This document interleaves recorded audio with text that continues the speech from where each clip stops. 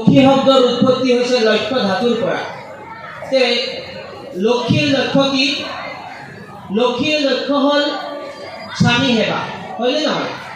লক্ষ্মীৰ লক্ষ্য হ'ল স্বামী সেৱা, অৰ্থাৎ স্বামী সেৱাৰ মাজেৰে আমাৰ ঘৰ গৃহস্থকে ধৰি সমাজ, দেশ তথা ৰাষ্ট্ৰ সুখত থাকিব পাৰে, শান্তিত থাকিব পাৰে, হয়নে নহয় কওক? এজনী নাৰীয়ে যেতিয়া স্বামী সেৱা দিব তেতিয়া তেওঁৰ ঘৰখন শান্তিত থাকিব। তেওঁ স্বামীক সেৱা দিয়াৰ লগে লগে ল'ৰা ছোৱালীবিলাকে দেখিব দেউতাকৰ প্ৰতি শ্ৰদ্ধা জাগিব, মাকৰ প্ৰতি শ্ৰদ্ধা জাগিব। সেই ল'ৰা ছোৱালী কিন্তু কেতিয়াও অনাচাৰ আৰু ব্যভিচাৰত কেতিয়াও যাব নোৱাৰিব। গতিকে নিজৰ স্বামীৰ সন্তান সন্ততি যেতিয়া ভাল হ'ব, নিজৰ স্বামীৰ সন্তান সন্ততি যেতিয়া সুখত থাকিব, নিজৰ ঘৰখন যেতিয়া শান্তিত থাকিব, তেনেহ'লে নিজে নিজে সমাজ এখনে শান্তিত থাকিব।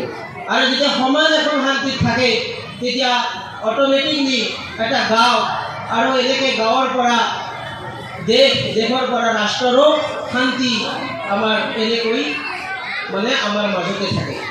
শ্ৰদ্ধা ধৰ্মপ্ৰাণ ৰাইজ, আমি আজি সুন্দৰ মূৰ্তি বনাই, প্ৰতিমা বনাই আমি লক্ষ্মী পূজা কৰিছোঁ। প্ৰতিমা শব্দৰ অৰ্থ কি জানেনে? প্ৰতিমা কথাৰ অৰ্থ হ'ল প্ৰতিজনী মা, অৰ্থাৎ আপোনালোকে ইয়াতে যে বহি আছে, সৰু সৰু ভৰ্তি বা মাসকলে, আইসকলে যে বহি আছে, আপোনালোকে আচলতে প্ৰত্যেকে কিন্তু লক্ষ্মী, দুৰ্গা, সৰস্বতী, জগদ্ধাত্ৰীৰ আপোনালোকে কিন্তু এটা এটা ৰূপ। গতিকে আপোনালোকৰ ভিতৰত কি শক্তি আছে আপোনালোকে যদি জ্বলাই তুলিব পাৰে আৰু যদি বাস্তৱ কৰ্মৰ মাজেৰে আপোনালোকে যদি ফুটাই তুলিব পাৰে, তেনেহ'লে মানুহে নিশ্চয় বুজিব আপুনি লক্ষ্মী নে সৰস্বতী নে আপুনি জগদ্ধাত্ৰী। নাৰীৰ পৰা জাতিৰ জন্ম, নাৰীৰ পৰা এই জগতৰ জন্ম। সেয়েহে নাৰী জাতিৰ জননী, নাৰী হ'ল জগতৰ জননী। গতিকে নাৰীৰ শুদ্ধতাৰ ওপৰত জাতিৰ শুদ্ধতা নিৰ্ভৰ কৰে, নাৰীৰ শুদ্ধতাৰ ওপৰত দেশৰ শুদ্ধতা নিৰ্ভৰ কৰে। স্খলিত চৰিত্ৰ নাৰীৰ পৰা ব্যৰ্থ জাতিৰ সৃষ্টি হয়। গতিকে মই আজি লক্ষ্মী পূজা উপলক্ষে সুকীয়াকৈ এটা কথা ক'ব বিচাৰোঁ। আজি যে গৰাকী ছোৱালী আমাৰ কন্যা, তেওঁ কিন্তু অহাকালি কাৰোবাৰ বোৱাৰী, আৰু পৰহি সেই বোৱাৰীজনীয়ে কিন্তু কাৰোবাৰ মাতৃ। গতিকে আজি যিজনী ছোৱালী, কালি তেওঁ বোৱাৰী, পৰহি কিন্তু তেওঁ আমাৰ কিন্তু মাতৃ। এই পৃথিৱী কিন্তু মাতৃৰ পৰাই সৃষ্টি হৈছে। আজি এই পৃথিৱীত আপোনালোকে যিমান মহাপুৰুষ দেখিছে, যিমান বৈজ্ঞানিক দেখিছে, কোনেও কিন্তু আকাশৰ পৰা পৰা নাই, সকলোৱে কিন্তু নাৰীৰ গৰ্ভৰ পৰাই সৃষ্টি হৈছে। গতিকে নাৰীৰ শুদ্ধতাৰ ওপৰত সকলোৱে আমি বিশেষভাৱে নজৰ দিয়া কিন্তু উচিত। মই আজি কথাটো কি ক'ব খুজিছোঁ আপোনালোকক, যে নাৰীৰ চৰিত্ৰ অতিকৈ সহজলভ্য আৰু নাৰীৰ হৃদয়বোৰ কিন্তু কোমল, আৰু যাৰ বাবে সমাজৰ কিছুমান দুষ্ট পুৰুষে নাৰীৰ প্ৰতি এটা সুবিধা লোৱাৰ কাৰণে কিন্তু তেওঁলোকে কিন্তু দৌৰি ফুৰে, যাৰ বাবে সমাজত আজি কেতিয়াবা যে বেয়া বেয়া ঘটনা হোৱা দেখা পাইছোঁ, সেয়া কিন্তু ঠিক তেনেকুৱা ধৰণৰ পুৰুষ বা নাৰীৰ চৰিত্ৰৰ পৰা তেনেকুৱা ধৰণৰ বেয়া কামবোৰ হৈ থাকে। গতিকে আমি সদায় নাৰীৰ চৰিত্ৰটোক, অৰ্থাৎ নাৰীৰ বৈশিষ্ট্যক আমি সম্পূৰ্ণভাৱে নাৰীৰ বৈশিষ্ট্যত আমি পৰিপুষ্ট হ'ব লাগিব। যে নাৰীৰ যদি বৈশিষ্ট্যত পৰিপূৰিত হ'বলগীয়া হয়, তেনেহ'লে নাৰী কেইটামান চৰিত্ৰ কিন্তু অৱলম্বন কৰিব লাগিব। কেনেকুৱা অৱলম্বন? যে 12 বছৰ হোৱাৰ লগে লগে কোনোবা এজন আধ্যাত্মিক গুৰু, সৎগুৰুৰ ওচৰত নিজকে শৰণাপন্ন হ'ব লাগিব তেওঁৰ ওচৰত, আৰু নিজৰ সাজপাৰৰ প্ৰতি অতিকৈ গুৰুত্ব দিয়া প্ৰয়োজন। আজিকালি ছোৱালীবিলাকে যেনে ধৰণৰ সাজ পোছাক পিন্ধে, তাৰ পৰা কি হয়, পুৰুষসকলৰ ভিতৰত যে কাম ভাৱ, সেই কাম ভাৱ জাগে, যাৰ পৰা কিছুমান সমাজত বেয়া ঘটনা পৰিলক্ষিত হয়। গতিকে আমি যদি প্ৰকৃত নাৰী হ'ব বিচাৰোঁ, আমি যদি জগতৰ জননী হ'ব বিচাৰোঁ, তেনেহ'লে আমাৰ চৰিত্ৰটো ঠিকমতে ৰাখিবলৈ হ'লে আমি এনেকুৱা ধৰণৰ সাজ সজ্জা নিজকে সজাই তুলিম, যাতে পুৰুষ জনসাধাৰণৰ ভিতৰত এটা মনত পবিত্ৰ ভাৱৰ সৃষ্টি হয়। আৰু সেই পবিত্ৰ ভাৱৰ যেতিয়া সৃষ্টি হ'ব তেতিয়া কিন্তু আমি সমাজৰ কল্যাণমুখী দিশত কিন্তু আমি আগুৱাই যাব পাৰিম। ঠিক তেনেকৈ নাৰীসকলে যদি ক'ৰবাত যাবলগীয়া হয়, অনুষ্ঠানেই হওক, ক'ৰবাত ভ্ৰমণেই হওক, ক'ৰবাত যাবলগীয়াই হ'ল, তেওঁলোকে উপযুক্ত ভাই বা ককা, মাতা পিতা বা গুৰুজনৰ সহিত যোৱা উচিত, নহ'লে নাৰীৰ বৈশিষ্ট্যৰ পৰা কেতিয়াবা বিচলিত হয়। গতিকে মোৰ কথাষাৰ শুনি আপোনালোকৰ মনত হয়তো এনেকুৱা ভাৱ জাগিছে যে নাৰী যদি ইমান বন্ধনত থাকে তেনেহ'লে নাৰীৰ উচ্চ শিক্ষা বা নাৰীৰ সমাজৰ প্ৰতি দায়বদ্ধতা কি হ'ব? সেই সকলোবোৰ থাকিব। মই নাৰীক উচ্চ শিক্ষাৰ পৰা বঞ্চিত হোৱাৰ কথা কোৱা নাই, সমাজৰ কিবা কৰ্মৰ পৰাও মই বঞ্চিত হোৱাৰ কথা কোৱা নাই। মই কেৱল ক'ব বিচাৰিছোঁ নাৰীৰ চৰিত্ৰ, নাৰীৰ বৈশিষ্ট্য যাতে সম্পূৰ্ণ ঠিকে থাকে, মই সেই কথাটোৰ প্ৰতি লক্ষ্য দিয়াৰ কাৰণে সকলোকে আহ্বান জনাইছোঁ।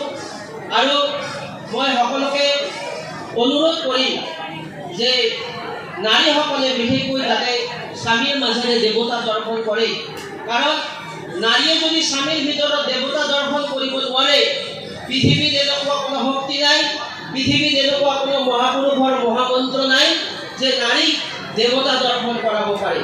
নাৰীৰ একমাত্ৰ দেৱতা হ'ল তেওঁৰ স্বামী, আৰু তেওঁৰ স্বামীৰ মাজেৰে যদি নাৰীয়ে যদি দেৱতা দৰ্শন কৰিব নোৱাৰে তেনেহ'লে 365 দিনো যদি এই দিঝাৰী গাঁৱত যদি লক্ষীক পূজা কৰে আৰু নাৰায়ণক পূজা কৰে, তথাপিতো নাৰীয়ে কিন্তু নিজৰ দেৱতা দৰ্শন কৰিব নোৱাৰিব। গতিকে আজি নাৰীসকলক সমাজৰ কিছুমান ৰাজনৈতিক নেতাসকলেই হওক, সমাজৰ কিছুমান ডাঙৰ ডাঙৰ সংগঠনৰ লিডাৰসকলেই কওক, নাৰী আৰু পুৰুষক সমান অধিকাৰ দিছে। মই কৈছোঁ নাৰী আৰু পুৰুষ কেতিয়াও সমান হ'ব নোৱাৰে। এইকাৰণে হ'ব নোৱাৰে যে এজন মাতা পিতাৰ সন্মুখত যদি নিজৰ সন্তানজনে কান্দে তেনেহ'লে কিন্তু পিতৃয়ে নিজৰ স্তন পান কৰাব নোৱাৰে, আৰু সেই সন্তানজনক যেতিয়া যদি দেউতাকৰ স্তন খাবলৈ দিয়া যায় তেনেহ'লে নিশ্চিতভাৱে তেওঁ মুখেৰে থুৰথুৰাই কিন্তু ওলাই পেলাব, আৰু যদি মাকৰ স্তন খাবলৈ দিয়া যায় সেই 2 দিনৰ বাচ্চাটো কিন্তু চুহি চুহি গাখীৰ খাব। গতিকে 2 দিনৰ বাচ্চাটোৱে যদি 2 দিনৰ সন্তানজনে যদি কোনজন পিতৃ আৰু কোনজন মাতৃ চিনিব পাৰে তেনেহ'লে আজিৰ সমাজত নিজৰ স্বাৰ্থ পূৰণকাৰী নেতাসকলে বা ডাঙৰ ডাঙৰ লিডাৰসকলে কিয় নাৰী আৰু পুৰুষক সমান বুলি কৈছে? আজি নাৰী আৰু পুৰুষক সমান বুলি কৈ নাৰী ৰাজনীতি আৰু চাকৰিৰ যি ধৰণে বজা নাৰীৰ ওপৰত চপোৱাই দিয়া হৈছে, আচলতে ইয়াক কিন্তু সমাজৰ কাৰণে খুব এটা ভাল লক্ষণ নহয়। সেইকাৰণে কৈছোঁ মই ভাল লক্ষণ নহয় যে এজনী নাৰীয়েহে কিন্তু গৰ্ভত সন্তান ধাৰণ কৰিব পাৰিব। এজনী নাৰীয়ে দিনটোত ৰাজনীতিয়ে হওক, চাকৰি কৰিয়ে হওক, তেওঁ কিন্তু ঘৰত তেওঁৰ যিমান ভাগৰ নালাগক কিয় তেওঁ কিন্তু ঘৰত আহি নিজৰ সংসাৰটো চম্ভালিব পাৰিব।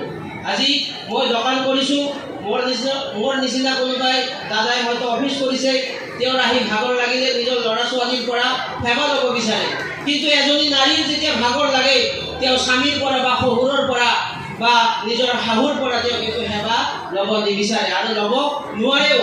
সেইটো কি হয়? প্ৰতিলোম হৈ যায়। গতিকে নাৰীৰ জীৱনৰ কষ্ট আমি আঁতৰ কৰিব লাগিব। কোনে?